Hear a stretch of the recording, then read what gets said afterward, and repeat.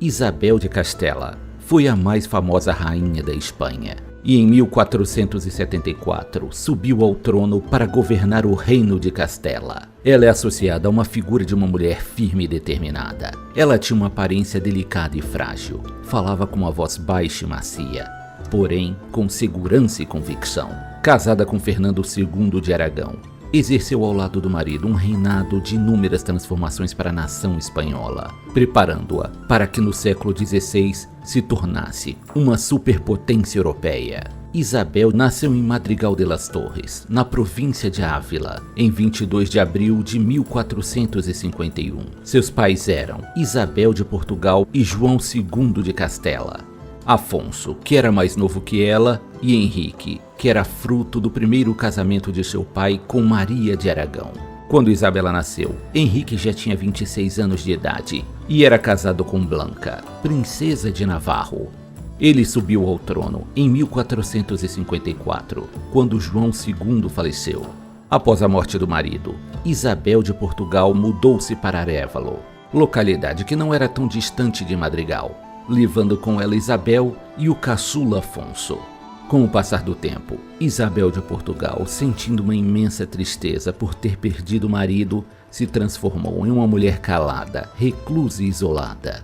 A menina então, como uma forma de escapar daquela situação infeliz, acabou se aproximando e se apegando aos preceitos da religião católica. Em meio a isso, chegou a Arévalo a avó materna de Isabel de Castela, Isabel de Barcelos, que se tornou um apoio e uma figura feminina importante durante a infância da neta. Enquanto isso, Henrique reinava em Castela. Era um rei totalmente avesso a cerimônias, gostava de ficar isolado e se vestia de forma bastante simples e sem luxo, que não combinava com sua nobre função. Além disso, tinha simpatia por mouros e judeus, o que causava grande incômodo em algumas pessoas, que viam esses dois grupos como perigosos e cruéis. Para piorar a situação de Henrique, havia comentários sobre sua falta de compromisso com o cristianismo. Como Henrique não havia tido filhos com Blanca, sendo inclusive apelidado de Henrique o Impotente, a união foi anulada pelo Papa Nicolau V, e ele mais tarde se casou com Joana de Portugal. Após vários anos de casamento, Joana finalmente engravidou. Então, para não perder de vista nenhum dos pretendentes ao trono, Henrique levou seus irmãos Isabel e Afonso para viver com ele em Segóvia, onde se encontrava a corte. As duas crianças precisariam abandonar a sua vida tranquila e despreocupada que levavam em Arévalo. Era o ano de 1461. Henrique e Joana de Portugal tiveram uma filha, que também recebeu o nome de Joana. Embora o monarca a visse como sua própria filha, existiam muitos boatos segundo os quais o verdadeiro pai da criança não era Henrique, mas sim o fidalgo castelhano Beltrán de la Cueva. Henrique gostava de fazer as coisas ao seu modo, pouco se importando com a opinião dos outros. Os nobres, a fim de ter influência sobre as decisões do governante, organizaram a Farsa de Ávila, que foi uma cerimônia conduzida por eles e presenciada por pessoas do povo. Uma estátua feita de madeira, que representava o rei Henrique, ficava visível a todos os presentes, e uma lista de acusações foi apresentada, sendo que entre tais acusações estava a de que Joana não era filha legítima do rei. Em seguida, o menino Afonso, que estava com apenas 11 anos de idade, foi proclamado pelos que estavam ali como o rei de Castela. Como ele era apenas uma criança, os nobres poderiam manipulá-lo sem dificuldades, algo que não conseguiam fazer com Henrique. Porém, nem todos concordavam em ter Afonso no poder, e uma parcela da população permaneceu fiel a Henrique. A nomeação de Afonso aconteceu na cidade de Ávila em 1465. Já em 1468, o menino morreu, provavelmente envenenado. Depois da morte de seu irmão e com o retorno de Henrique ao trono, a próxima herdeira do trono seria Isabel, pois sua sobrinha Joana era considerada filha ilegítima do rei. Henrique, concordando em ter sua irmã como sucessora, assinou o Pacto de Toros de Guisando, em setembro de 1468, que era uma espécie de acordo entre Henrique e Isabel, por meio do qual ela seria proclamada Princesa das Astúrias, ou seja, seria a herdeira do trono. Ela passaria a morar em Ocanha, uma cidadezinha pertencente ao Marquês de Vilhena, Dom João Pacheco. Isabela estava à procura de pretendentes, e em troca de ser sucessora do irmão, ficou combinado que ele teria que aprovar o futuro marido dela. Isabela teve inúmeros pretendentes e por fim se casou com Fernando II de Aragão, seu primo de segundo grau. O matrimônio aconteceu em outubro de 1469 e a união foi festejada durante 7 dias nas ruas de Valladolid. Este casamento aconteceria sem o consentimento de Henrique, pois Isabela não respeitou o acordo feito com o irmão. O rei João II de Aragão propôs a ela a ideia de matrimônio com seu filho Fernando, e ela concordou sem dizer nada a Henrique. Como ela e o noivo eram primos, a união seria ilegal, e foi graças à ajuda do Papa, que era a favor do matrimônio entre eles, o casamento pôde ser realizado. Henrique, por sua vez, também desrespeitou o acordo feito com a irmã, passando o título de herdeira para sua filha Joana. Em 1474, Henrique morreu. Enquanto alguns queriam Isabel no poder, outros eram a favor de Joana no trono.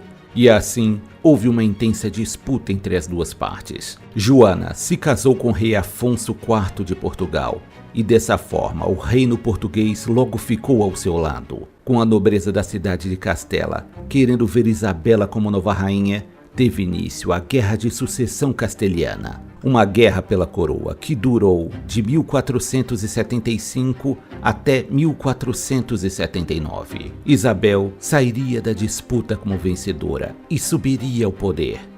E Joana permaneceu em Portugal, sendo enviada a um convento, onde ficou por muitos anos. Com sua rival fora do páreo, Isabel pôde governar sossegada. Agora, Isabel de Castela e seu marido tinham muito o que fazer pela Espanha. Embora Fernando tivesse algum poder nas mãos, a esposa possuía muito mais, sendo a rainha proprietária de Castela. Entretanto, em sua vida conjugal, Isabel sofria profundamente por saber que seu marido tinha diversas amantes. Ele parecia amar sua esposa, mas não conseguia ser fiel a ela. E a rainha se sentia muito mal com esta situação, vivendo enciumada, mas tentando sempre disfarçar esse sentimento. Em 1479, o pai de Fernando faleceu. O filho então herdou o título de rei de Aragão. Isabel e o marido agora uniram-se para governar lado a lado, Aragão e Castela. Nesta época, eles já tinham um herdeiro que se chamava João. Na verdade, antes mesmo de João nascer, ele já tinha uma filha, que assim como sua mãe se chamava Isabel. Teriam ainda mais 3 meninas, Joana, Maria e Catarina. Durante seu reinado, Isabela e Fernando mostraram descontentamento com o grande número de cristãos novos que viviam na Espanha. Os cristãos novos, também chamados de conversos, eram judeus convertidos ao cristianismo.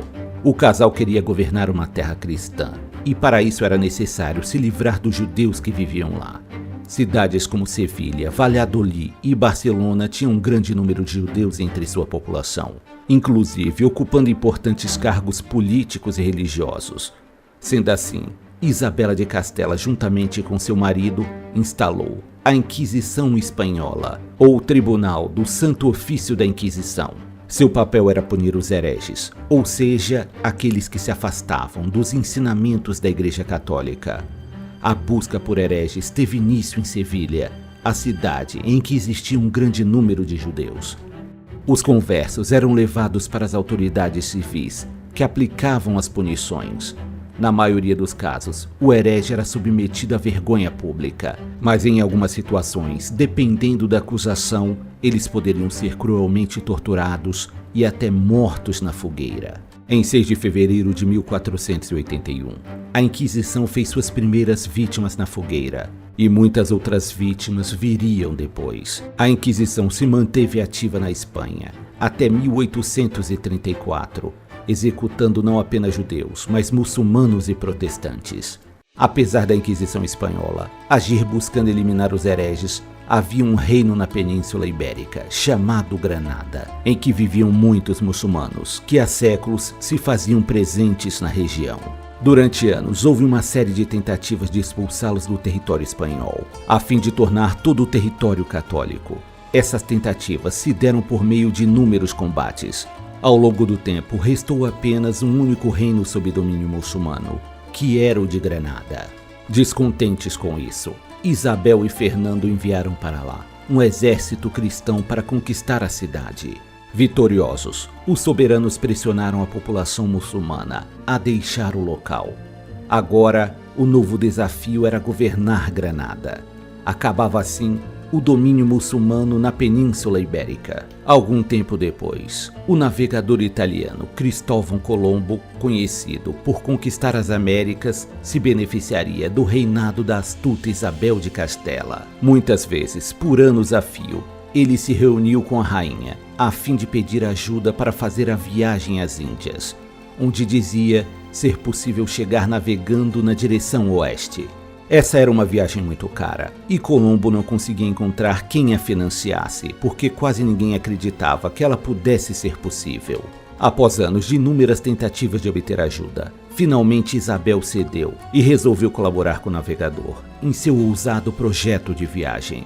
Um dos motivos que motivou esse financiamento deve ter sido o fato de Portugal, nesta época, já ter conquistado várias terras coloniais na África, dominando assim aquela rota comercial e deixando a Espanha para trás. Além disso, se o projeto desse certo, Isabel poderia conseguir várias riquezas vindas dessa nova rota comercial, além de espalhar a fé católica por regiões distantes. E é claro, ela aumentaria seu poder e prestígio como rainha de Castela.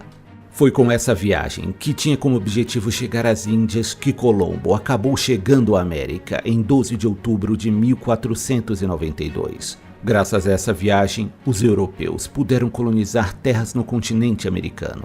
Tanto a Espanha quanto Portugal, nos séculos XV e XVI, estavam em plena expansão marítima e comercial. Além disso, eram países que despontavam no processo de conquista e colonização. O problema é que começava a existir disputas pelas terras recém-descobertas. Foi então feito um acordo entre Espanha e Portugal, que delimitaria as terras que poderiam ser conquistadas por esses dois países. Esse acordo ficou conhecido como Tratado de Tordesilhas, uma vez que foi assinado em Tordesilhas pelos representantes do reino português e espanhol. Isso aconteceu em 1494 e dividiu os territórios americanos entre Espanha e Portugal. A demarcação era uma linha imaginária que dividia a América do Sul. A Espanha ficaria com as terras ao oeste e Portugal ficaria com as terras ao leste da linha. O século XVI para a Espanha ficaria conhecido como o Século do Ouro, em decorrência dos metais preciosos que foram encontrados no novo continente. Nesse mesmo ano da assinatura do Tratado de Tordesilhas, Isabel de Castela e Fernando II de Aragão receberam o título de reis católicos, concedidos pelo Papa Alexandre VI. Pelos inúmeros esforços realizados para manter a unidade religiosa na Espanha. Isabel, a essa altura, já contava com mais de 40 anos, e o importante agora era deixar filhos encaminhados, realizando para eles casamentos que resultassem em boas alianças. A filha mais velha de Isabel se casou com Dom Afonso, filho de Dom João II, rei de Portugal. Dom Afonso morreu em consequência de um acidente enquanto andava a cavalo, e sua filha Isabel, agora viúva, retornou para junto dos pais. Tempos depois, se casou com Dom Manuel o Venturoso, que virou rei de Portugal após a morte de Dom João II. Já João, o segundo filho dos reis católicos, por sua vez, se casou com Margarida da Áustria. Infelizmente, João, que era o filho favorito de Isabel de Castela e que possuía uma saúde frágil, acabou falecendo aos 20 anos de idade de uma doença que não foi identificada, mas que provavelmente pode ter sido varíola ou tuberculose. Abatida com a morte do filho, Isabel encarregou-se de cuidar da nora, que estava grávida. Ela tinha uma verdadeira afeição à moça, mas também tinha esperança de que nascesse um menino que pudesse ser o seu príncipe herdeiro. Mas, para a tristeza de todos, Margarida sofreu um aborto e meses depois retornou para sua casa. Embora Isabel e Fernando se sentissem imensamente abatidos e inconformados com tudo isso, viam uma nova possibilidade de ter um herdeiro, pois a primogênita, Isabel, estava finalmente grávida. Porém, eles sofreriam mais um golpe cruel do destino. Ela deu à luz a um menino, mas não conseguiu recuperar as forças e acabou morrendo. Seguindo os desejos da mãe, o menino recebeu o nome de Miguel. Isabel de Castela e o marido, arrasados pela perda de 2 filhos em tão pouco tempo, depositaram toda a sua atenção na criança, que no futuro herdaria Castela e Aragão, e também Portugal. Só que Miguel não teria boa saúde e constantemente ficava adoentado. Apesar dos esforços, dos cuidados e da atenção recebida, a criança não resistiu muito tempo e faleceu com quase 2 anos de idade. Isabel e Fernando davam sinais de que não estavam aguentando a dor da perda, devido a tantas tragédias familiares. Maria de Aragão, tempos após a morte de sua irmã, seguiu para Portugal para desposar o viúvo de Isabel. A última a se casar foi Catarina. Seu primeiro marido foi Arthur, príncipe de Gales, com quem se uniu em 1501. Porém, apenas 5 meses após o casamento, com apenas 16 anos, acabou ficando viúva.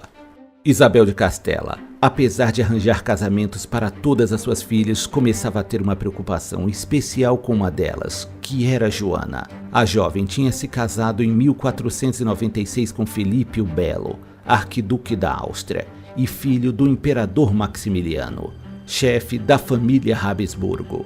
Apaixonada pelo marido, com o tempo Joana passou a exibir demonstrações exageradas de ciúme, já que ele possuía amantes. Isabel de Castela, muito preocupada com a atitude da filha e tendo suportado tanto sofrimento com a perda dos filhos e netos, estava cada vez mais com sua saúde debilitada. Ela e o marido ficaram bastante doentes em junho de 1504, porém ele recuperou a saúde, o que não aconteceria com a esposa. Ao contrário, ela se mostraria cada vez pior e mais abatida. Isabela de Castela não resistiu, morrendo em 26 de novembro de 1504. Quem sucederia a rainha seria sua filha Joana. Porém, já que ela cada vez mais evidenciava distúrbios psicológicos, quem exerceria o poder seria seu marido Felipe. Mas isso não foi por muito tempo, pois ele morreu pouco tempo depois. E Joana, tida por todos como insana, passou a viver em Tordesilhas. Dessa forma, mais uma vez Fernando tinha o poder nas mãos. Ele então se casou outra vez em 1505 com a Germana Foix, sobrinha do rei da França. Em 1512 conquistou o reino de Navarro, unificando totalmente a Espanha. Fernando morreu em 1516 e seu sucessor foi seu neto, Carlos I, filho de Joana. Uma figura imponente, inteligente, ambiciosa, religiosa e conservadora. Assim, era Isabel de Castela, rainha que governou com extrema firmeza e fé em Deus. Amada e respeitada por muitos, não tão bem vista por outros. Foi uma das figuras femininas mais importantes da história. Graças a ela, a Espanha se tornou uma respeitada potência europeia, conquistando territórios em várias partes do mundo. Os restos mortais dos reis católicos se encontram na Capela Real de Granada, assim como os das filhas Joana e Isabel e do neto Miguel.